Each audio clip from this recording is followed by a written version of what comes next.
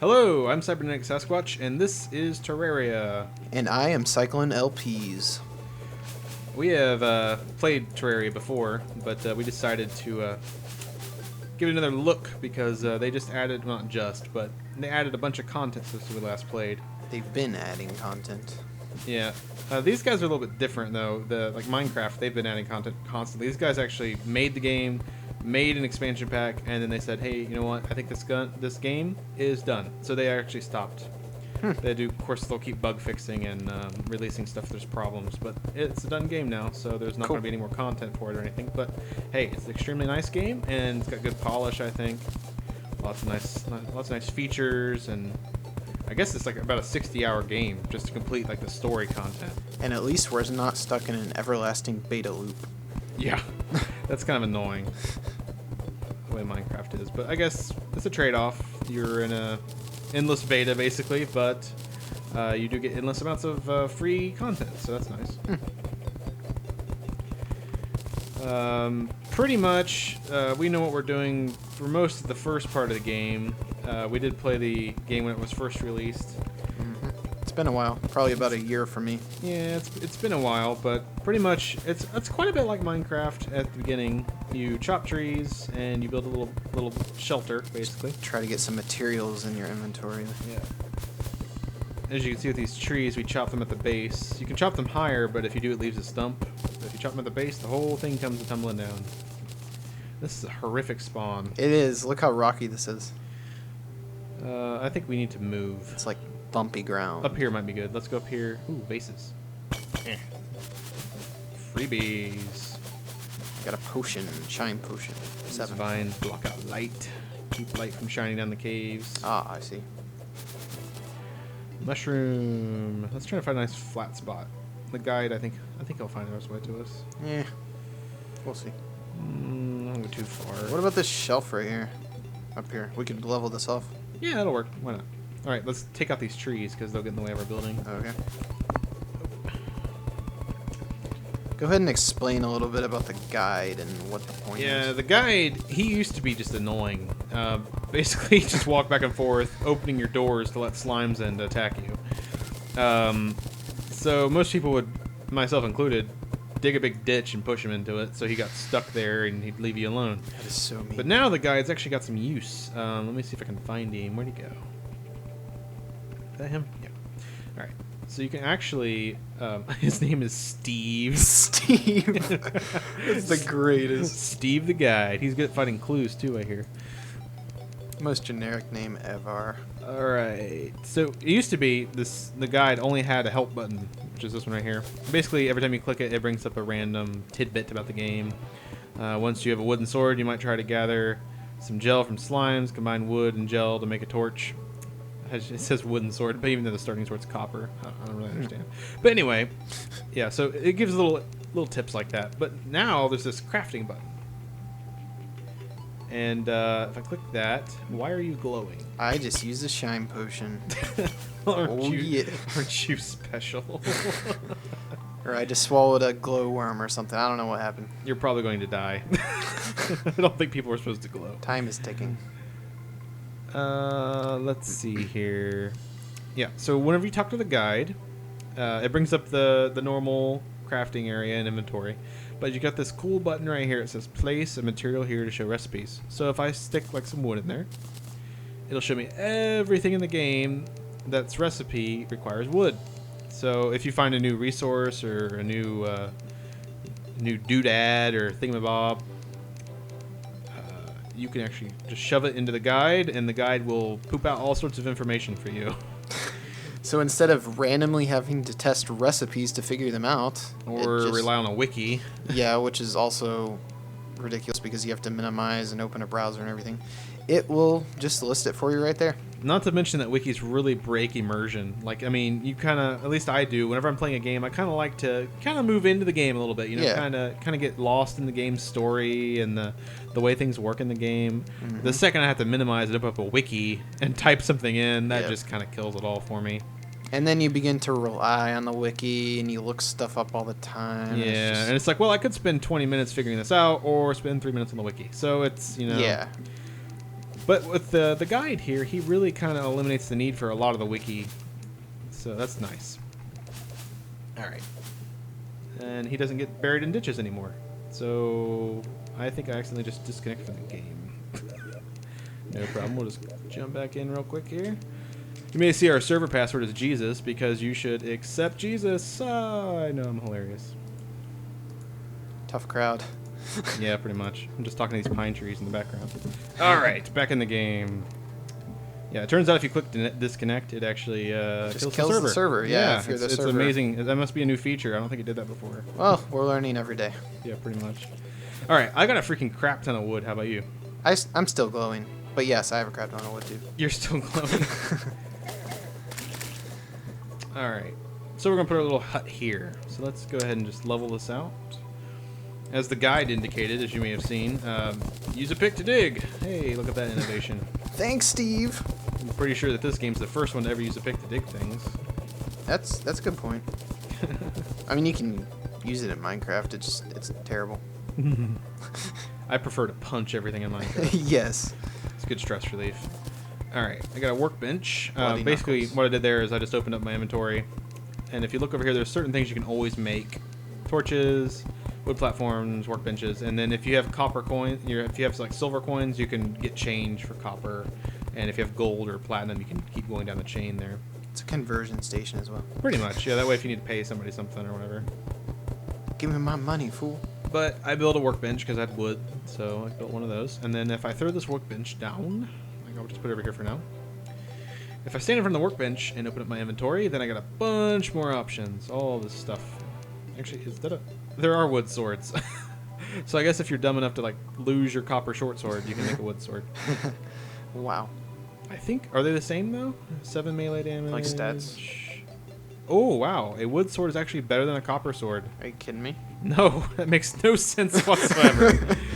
Yeah, you could take this 30-pound piece of metal and bash somebody with it, or you could take this 2-pound wood stick and it does way more. I don't understand. Hey, it's all about the paper cuts, I guess. Apparently, you must sharpen that thing to a keen edge.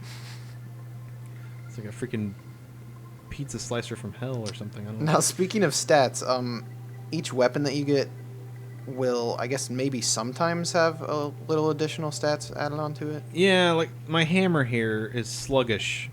So my copper short sword and copper pickaxe are just slime. Taste my copper blade of death. Okay. Where was? Yes. So the stats. The sword here is you see the title of my sword is just white, meaning it's just a base tool with no stats, no extra stats anyway. Mm-hmm. You can see they only list that stuff when you're in the inventory. If you're not in the inventory, it just tells you what the name is. Oh, So you don't see. have that crap flying over your screen all the time. But it will, yeah, it'll still show if it's Yeah. a blue or a white. Yeah, if you hit E though, it gives you the detailed view. Cool. So, but these two are the same. But if you look at my hammer here, or that's actually an axe, it shows a black because it's a bad buff or whatever you want to call it. So here you can see at the bottom there it has negative 20% speed, which is pretty crappy if you ask me. Yep. That's a So throwaway. I'm just going to go ahead and start building a floor for our little bunker because this is getting a little bit twilighty in the background. We've been chatting a little too long. Let's get going here. All right, stupid slime. You might want to go ahead and start building a wall background. I'm getting the wall pieces ready here. Okay. And I'll keep working on the ceiling and the sides here. I'm going to go ahead and destroy this workbench. Now, to destroy things like workbenches, you actually need to build a hammer. I don't really understand the logic, but it works. Hammers are pretty much they kind of keep you from breaking the foreground. So like you got two different depths in Terraria. You got the foreground, which is like stuff I'm standing on this wood. It makes up the floors, the ceilings, and the walls.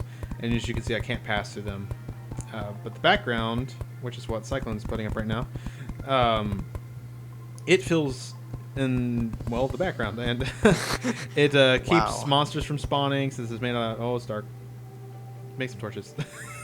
Never fear. Oh, the stars are coming out. Oh. Yeah. the background keeps monsters from spawning in here, and of course it looks nice.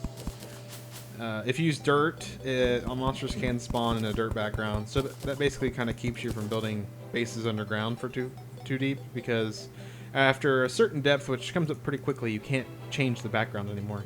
Oh, I did not know that. Yeah. So, like, up here, we can change the background, because we're basically on a hill. That is a blue slime. I might need some help killing this thing. I got your back. My copper sword. He's on the roof. I'm just going to go ahead and make some doors while you die. A horrible death by a blue slime. That would be a pretty slow. Oh, he's coming in here! He's dead. Good. Alright, doors. So we need some doors on our little base, of course. Do doors stack? Yes, they do. Because like the ancient Chinese said, a shelter without doors is not a shelter at all. Yeah, I don't think they said that. Oh, well, I said that. Are you ancient and Chinese? No, not quite. Yeah, I don't think Chinese people have green hair either. That's Japanese people. Ah, Alright, we need... stereotypes. Okay, so we basically got a nice little house here. It's lit, it's got a background, a floor, some doors, and a workbench. One thing it's missing, though, is a chair. And you might say, oh, yeah, you need chairs for decoration. No, they have a greater purpose. In fact, in this game, we have NPCs. You've seen the guide already, but there's more useful ones later. Steve. And they will move into structures you build. What determines if they move into a structure or not is a few key elements that basically you got to look up on the wiki. The guide, I think, will eventually allude to him if you spam his help button for ages, but you'll probably just pick up on it from a video like ours, or maybe a buddy, or the wiki. Yeah, and if you're watching this video, you are probably the type of person to go on the wiki anyway, so Yeah, we shouldn't be which is ranting. not necessarily a bad type of person. You're an inquisitive, individual, which is always good. We are those type of people too, so we should get along. Yeah. But anyway, the reason for the chair is because NPCs in this game are picky bastards, and they have needs, and they need them some chairs. So pretty much, in order for them to move into a building, it's got to have a few things. One, it's got to be kind of big. This is almost as small as they can go. They can go a little smaller than this, I think. They have to have a background, roof, floor, walls. They can either be doors or a wall, a normal wall. Obviously, they have a way to get in here, though. Yes. It's got to be lit, and That it is. needs to have 2 vanity items, I think they're called. So I think it has to be 1 surface and 1 seat. So like a crafting table and a chair, crafting a normal table and like a throne, or you could even do a toilet and a I think it's like a toilet and a bathtub would work. Or any combination. Yeah, any combination of that, and there's even more stuff. And then now, actually, I think in the expansion you can actually change what room the NPCs live in. So I think if I click the social button here, if I E, then click social, and then housing query, and then I click this. Yeah. See, you can see here it says this housing is missing a chair. Oh, okay. So right there you know what's wrong, why there's nothing moving in here. So Cyclone, if you go ahead and make us a chair I will do. and throw it down Just there that. next to our crafting table, we should see this little housing query tool say this house is good or something along those lines. And I'm throwing it down. There it is. All right, this housing is suitable. So now I think we can click on the guy. I think they used to automatically move in. I don't know if they do now or not. But I'm going to click on Steve the Guide. Where is And then Steve? Oh, there's Click in our building, and now you can see a little flag in the background there. And that means this is Steve's house, basically. This is where he'll live. And now if I click on this little house icon again, it'll go away. And so will the flag, but this is still his area. It's just that way the flag doesn't annoy you while you're playing. Nobody wants to see Steve's face on the building every time you enter. I mean, we love Steve and everything, but he's kind of ugly. We don't want a Steve billboard out Actually, here front comes Steve now. Oh, He's Steve. probably going to let this zombie in, and we're going to die a horrible death. Steve. Nope, he chickened out. He just doubled back. And now he's coming back. Come. Wow, Steve. he is so undecisive right now. I think it might be too big of a drop for him. I don't know. Oh, he's a weenie. Alright, let's go rescue Steve. I got it. Die, zombies! Steve, we're coming for you. Oh, there's a slime. It burns. Oh, they're gonna die horribly. Oh, no, it's It bad. hurts so bad. Okay, we're good. Steve! There's zombie parts in the house. Ah, Do Steve. we have any dirt? Okay, I got some. I want to build a little ramp. Okay, well, that works too. Come on, Steve, Steve. Yes, that was the problem. Here comes Steve. Steve is home. All right. Got Steve in the house. All right. Well, I think that pretty much does it for the first video. Mm-hmm. Terraria is a fun game, and I think you pretty much have a general idea of what it's about. But if you'd like to see more, we're going to keep releasing these Let's Play videos over the next few weeks. And hopefully get all the way to the in-game content and pretty much beat the game. So thanks for watching. Later on, guys.